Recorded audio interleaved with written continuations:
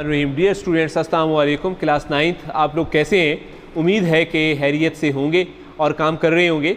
मेरा आज का लेक्चर उर्दू लाजमी का है और ये बराए जमात नहम है, 9th क्लास के लिए है। और आप देखें, आपके लिए जो एक्टिविटी आज डिज़ाइन की गई है, यहाँ हम ये सीखेंगे कि रे, इन्वर्टेड कामाज में मैंने रे को डाला है, किसी कैसे हरूफ के साथ मिलकर शक्लें बदलता है।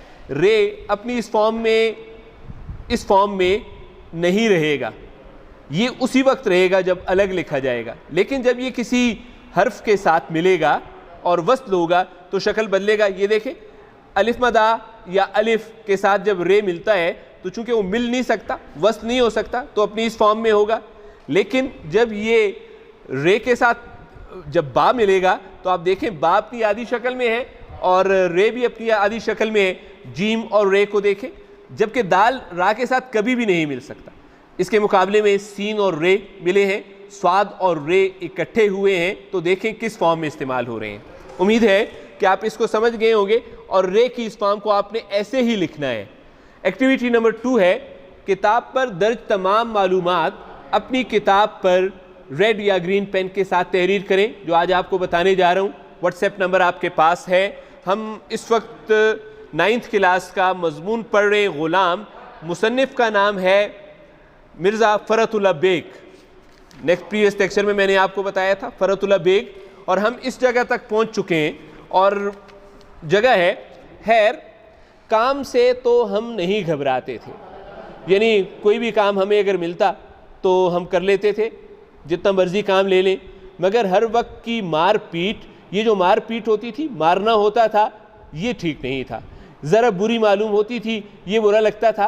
आखिर कहाँ तक पिटे जाइए, मतलब मार खाते रहें, मतलब काम भी लो और मार भी खाओ। ये आया, कोई एक बंदा आया, मार गया, वो आया, मार गया। बेगम साहबा कह रही हैं कि लोटा ला, लोटा ला, मतलब बेगम साहबा ने लोटा लाने का कहा, काम का करना। और साहब ज़ादे यानी साहब के बेटे जो हैं, उन्होंने कहा, वो कह रहे हैं पानी ला, उन्होंने पानी लाने की फरमाइश की, ज़ाहिर है काम का बताया। साहिबजादी साहबा फरमा रही हैं, चल मेरे साथ खेल, इसके लिए भी तैयार हूँ, कोई हरज नहीं है।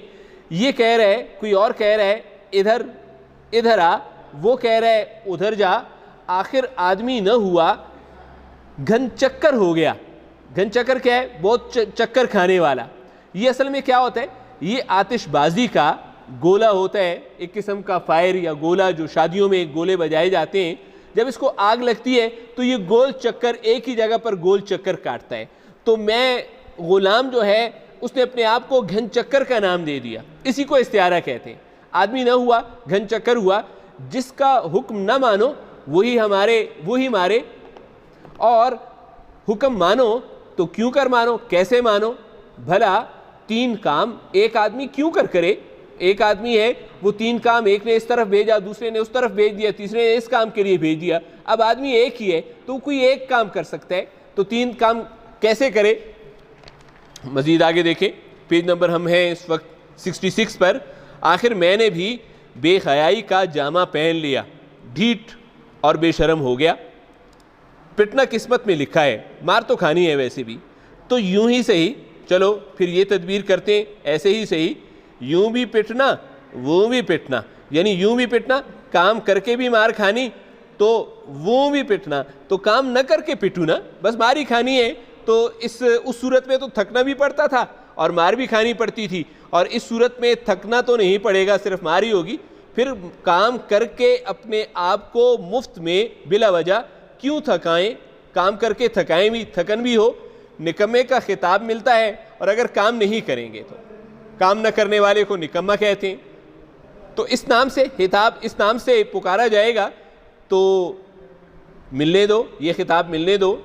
बुरा भला कहते हैं तो कहने दो, इस कान सुनो उस कान उड़ा दो, मतलब तवज्जो ही ना दो। आप ही बक बक कर, फजूल बोल कर, गालियाँ देकर थक जाएंगे, यानी साहेब, साहिबजादे, साहिबजादी, बेगम साहिबा थक जाएंगे।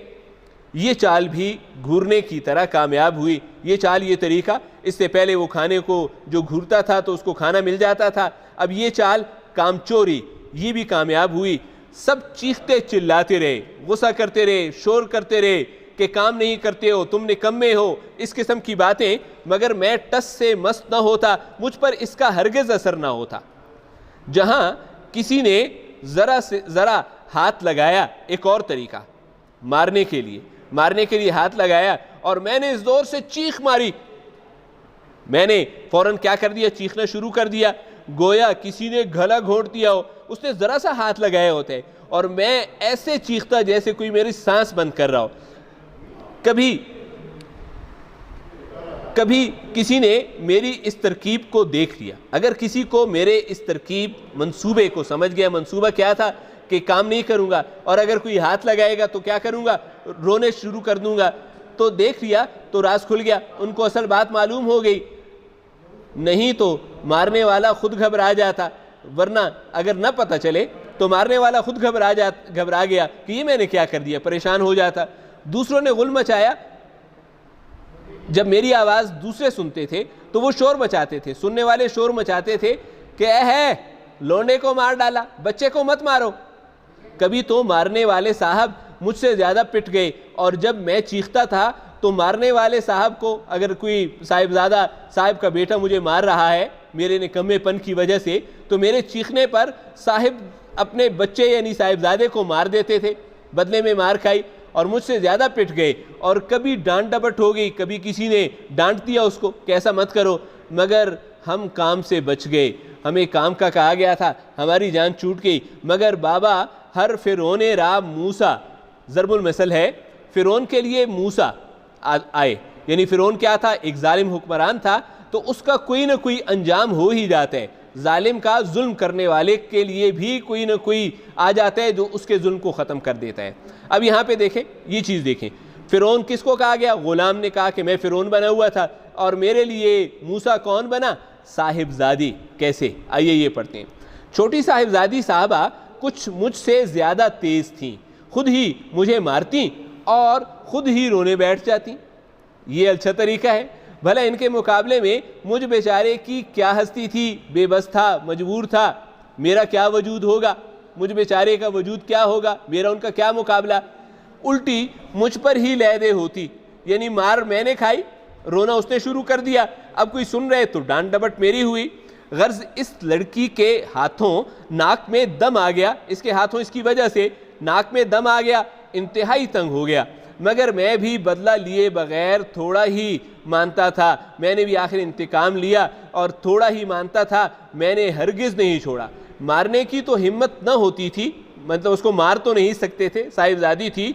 हाँ, कभी बेगम साहिबा इन पर हफ़ा होती, नाराज़ होती, किसी बात पर गुस्सा होती, तो मैं भी उल्टी सीधी बहुत कुछ लगा लेता, तो मैं भी गलत बातें लगाकर अपनी तरफ से इजाफा करके बोलकर गुस्सा बढ़ा देता था। महीना भर पहले की बातें याद दिलाता, वो बातें जो पहले कभी साहिबजादी साहिबा ने की होती वो भी याद दिलाता। अगर किस्मत ने यावरी की, मेरी मदद अगर किस्मत ने कर दी तो काम बन गया, तो मेरा मकसद पूरा हो जाता और साहिबजादी जो है साहिबा की खूब कुंदी होती, उनको खूब मार पड़ती। नहीं तो, और अगर मेरा मकसद नहीं पूरा हुआ तो लित्रापे का इल्ज़ाम लगा दिया जाता। लित्रापा किसे कहते हैं, इधर की उधर लगा देना, चुगलखोरी करना या चुगलियाँ करना। मुझ पर इल्ज़ाम लगता कि तुम चुगलियाँ लगाते हो। बेगम साहबा ने बेटी का गुस्सा मुझ गरीब पर उतार लिया, और इस तरह जो बेटी का गुस्सा होता था वो मुझ गरीब पर उतर जाता, यानी मुझे मार पड़ जाती। डियर स्टूडेंट्स, यहाँ तक के लिए आज काफ़ी था। इसके बाद इंशाल्लाह नेक्स्ट लेक्चर में आपको ये काम करवाया जाएगा। शुक्रिया।